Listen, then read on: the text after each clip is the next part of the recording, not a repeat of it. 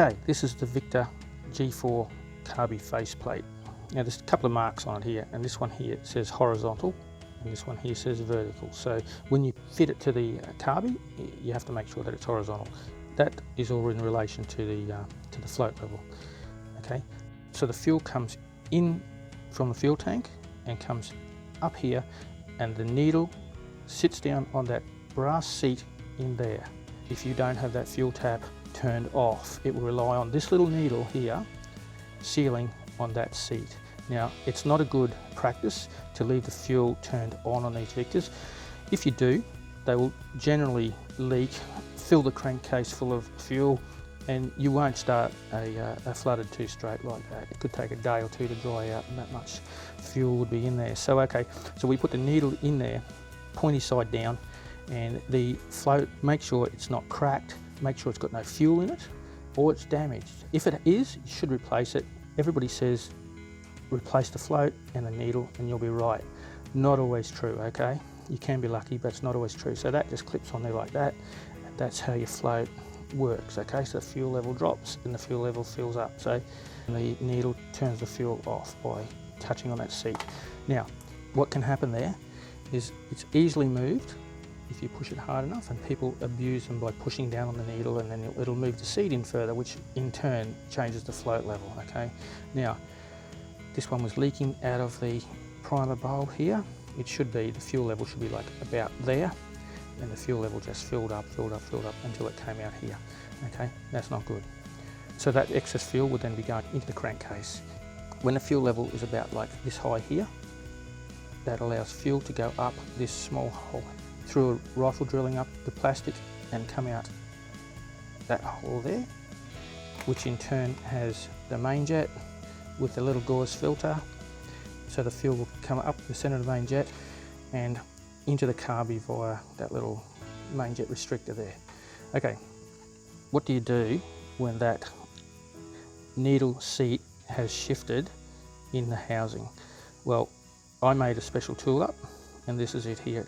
It's just a piece of ordinary old wire that I flattened the end of it, made a screwdriver type tip on it. I put a bend on the end of this tip because I needed to. Sometimes you don't need to. So if you get one of these and you want to check where that seat is, have a look up the fuel inlet hose.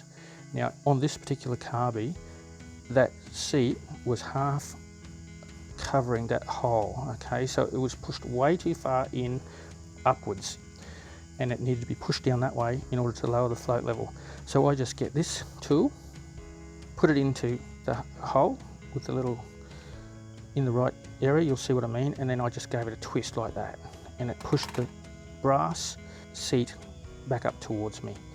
Now you can see, it's pretty easy to see in there. I'll show you when you put this piece of wire in here.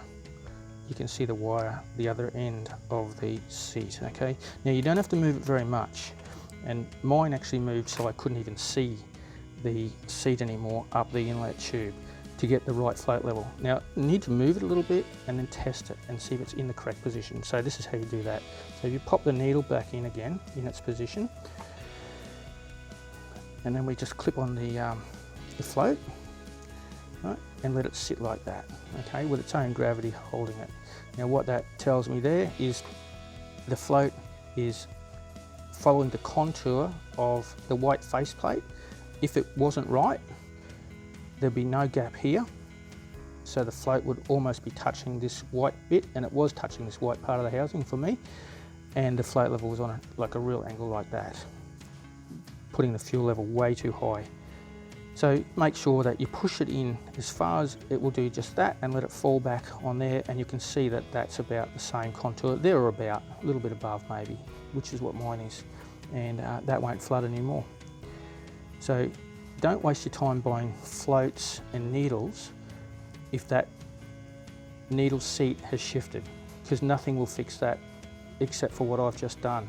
Or you can buy a new faceplate. I'm not sure how much they cost. So that's a really quick, easy fix for Victa G4 Carbys. And there's one other little thing I can mention there too, that you can find with these Carbys is this is the actual pin that the float hooks on.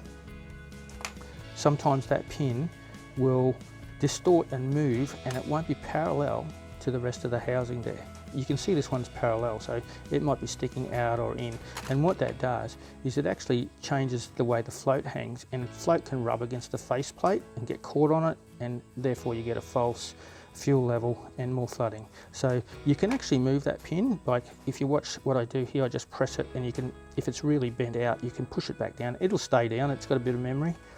So that's one thing you can do there. Just check as well.